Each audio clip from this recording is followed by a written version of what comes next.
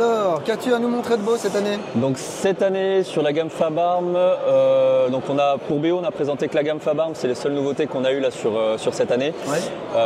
C'est un petit peu le projet là qui est en cours depuis deux ans et qui va continuer un petit peu. Toi tu t'en étais arrêté à la version classique STF12 à gaz. Oui. On a donc développé des nouveaux modèles, donc on a sorti les initiales avec cross et on a sorti les versions STF12 classiques sans cross. Initialement on avait les STF12 classiques avec cross et les initiales sans cross. Donc ça fait 4 bases différentes et toutes déclinées dans les 3 coloris noir, OD et tan. Et ce qui est toujours intéressant là-dessus, sur ce produit-là, c'est que c'est ultra modulable, c'est-à-dire que les crosses, tu peux les monter sur les versions sans cross. On va aussi en spare des poignées sans cross si tu veux retirer la crosse. Donc d'un truc un peu tactique, tu peux en faire un breacher. Les rails aussi, on peut les installer sur les versions initiales. Donc nous on vend la pièce en spare, donc c'est intéressant. D'une seule et même base, tu peux te faire plusieurs fusils à pompe selon les parties et les terrains. La petite nouveauté de cette année, c'est ça. Oh, dis donc. Ouais. C'était dans les plans, c'était l'idée qu'on avait au départ. On voulait avoir la possibilité de le passer en HPA. Ouais. Pour les raisons qu'on connaît, hein. L'hiver, tu es moins emmerdé, tu as plus d'autonomie, tu as une plus grande régularité aussi au niveau des tirs, parce que bon, quand tu es sur des modèles à gaz, enfin, plus tu tires, moins tu as de perf. Ouais. Donc on ne les vend pas directement montés en HPA, mais on vend la valve en spare. Ah, c'est intéressant ça. Ouais. On vend que la valve en spare, en EU et en US. Ok. Voilà.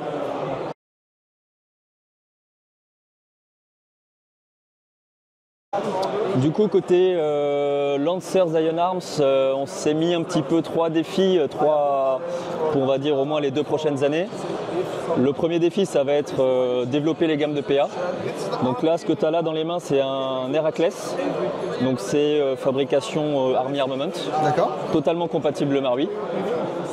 Ce qui est intéressant, c'est que tu auras des modèles directement montés en RMR, d'autres modèles sans RMR. Le delta de prix entre les deux, normalement, ne sera pas énorme. Donc même la version RMR sera plutôt avantageuse. Et ce qui est intéressant, c'est que c'est directement livré en boîte, en mallette rigide. D'accord. Là, tu as celui-ci que tu avais déjà vu, le Strick. Oui, exact. Donc le Strick, il est déjà dispo en Europe depuis quelques temps. Actuellement, on l'a en full black, black silver et pink gold.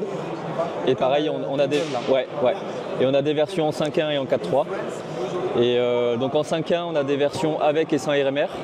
Et en 4.3, on a une version RMR ready. D'accord. Voilà. Et donc le Heracles, si tout va bien, on en aura d'ici cet été. Voilà. Okay. Et de ce côté-là, là c'est un peu plus spécifique. Ouais. Forcément avec un design assez inspiré de la AP01. Donc on a déjà ce modèle-ci qui est disponible en Europe depuis quelques mois. On a eu un premier batch et on en recevra bientôt. Je l'ai vu passer, c'est le Cthulhu ou ouais, exactement, ouais. C'est ça. Ah bah oui, c'est écrit là en fait. Ouais. Donc avec la licence Tandem Cross. En termes de compatibilité, la plupart des pièces seront aussi compatibles avec tout ce qui se fait pour les AAP01. D'accord. Donc ça laisse pléthore de pièces. Même si tu as déjà une base relativement custom sortie de boîte, tu peux quand même apporter tes améliorations, ta petite personnalisation. Et donc là, tous les coloris qui sont là, normalement, seront disponibles prochainement à la vente. D'accord. Voilà. Chez Lancer. Donc deuxième défi, c'était une montée en gamme. Ouais. Essayer de proposer vraiment des répliques pour tout type de joueurs, du débutant aux joueurs confirmés. Donc cette année, on va sortir la Gen 4. On a déjà eu un premier batch sur les modèles Predator, donc les 2 modèles que tu as en bas. Donc ces modèles-là, ils sont sortis en 3 tailles différentes, donc 8 pouces, 10 pouces et 13 pouces. Ces modèles-là, du coup, tu as une version avec un MOSFET Nebula 2 en interne. Oui. Donc il y a une évolution du MOSFET Nebula que tu connais bien, à la différence qu'il a des capteurs optiques. Ok. Et on a sorti donc la même réplique exactement, avec également en interne à la place du Nebula 2 un Aster 2 Bluetooth. D'accord. Voilà. Donc tu as un petit delta de prix forcément entre les deux, hein. Le Aster est bien sûr plus cher, mais ça permet vraiment d'avoir le top du top. Là, ce que tu vois là, c'est donc ce sera toujours sur de la Gen 4, donc avec du Nebula 2 Inside. C'est donc une Gen 4 sous licence SLR. Donc je ne sais pas si tu connais cette licence-là. Ils font des garde-mains comme ça avec cette ouverture à l'avant pour l'intégration des silencieux. Ok, pas mal. Et tout en haut, donc on passe le step aussi sur Zion Arms. Zion, ouais.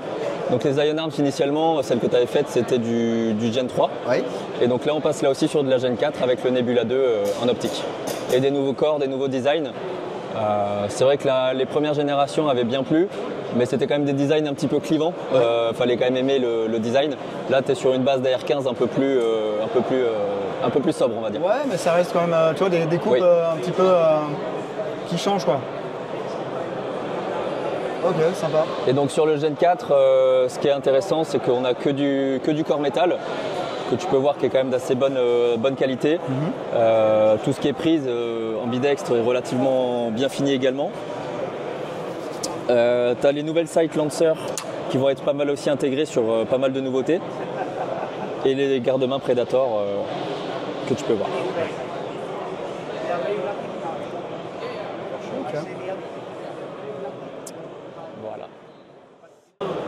Sur la Gen 3, donc ça c'est des modèles qu'on fait déjà depuis quelques temps. Donc Gen 3 c'est on va dire milieu de gamme, avec un MOSFET Nebula en interne. Donc c'est de la réplique on va dire qui est performante sortie de boîte pour un tarif modéré. Voilà, c'est la promesse.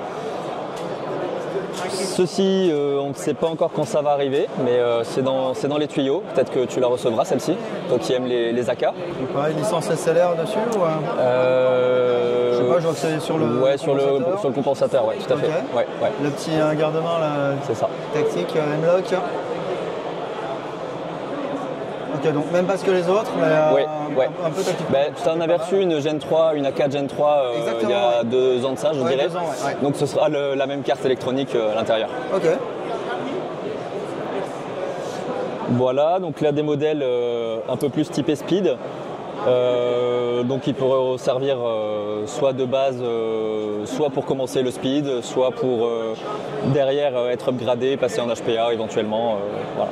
Il y a toujours une demande sur ce genre de produit, notamment dans les pays de l'Est. Donc d'accord. Voilà. Même pour tout ce qui est parc locatif, ils trouvent ça intéressant parce que ça permet de mettre à disposition, par exemple du grand public, des répliques qui ressemblent un petit peu moins à des armes à feu. Donc c'est un peu plus.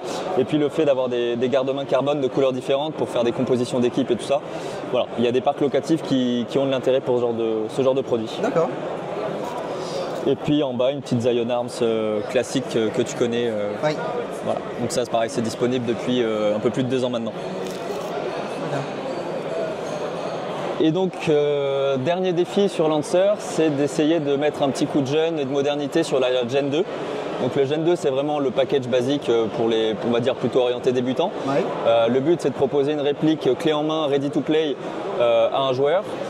En interne, on n'a rien changé parce qu'on est sur une base qui fonctionne très bien, qui est très fiable et puis où de toute façon tu as pléthore de pièces et que tu peux améliorer derrière. Là, l'idée, c'est vraiment d'essayer de retravailler l'esthétique, les designs.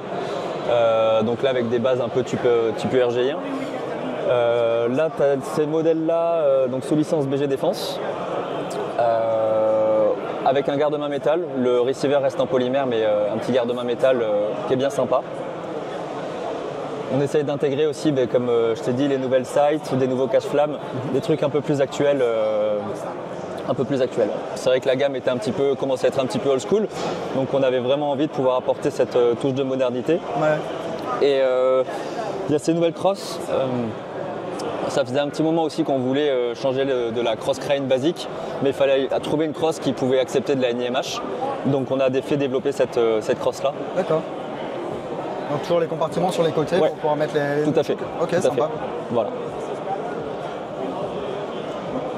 Et puis en bas, tu as le DMR Gen 2 basique qu'on fait depuis à peu près 2 ans, qui marche bien parce qu'il est livré en pack complet avec le bipied, la lunette et 2 chargeurs. Donc initialement on le faisait uniquement, on l'avait bloqué en semi, mais ça pouvait engendrer des petits soucis de panne, des petites, des détentes qui se bloquent, ce genre de choses. Donc sur les prochains batchs, ils seront plus bloqués en semi, ils pourront tirer en full. D'accord. Voilà. Merci beaucoup pour ce tour d'horizon. Merci à toi.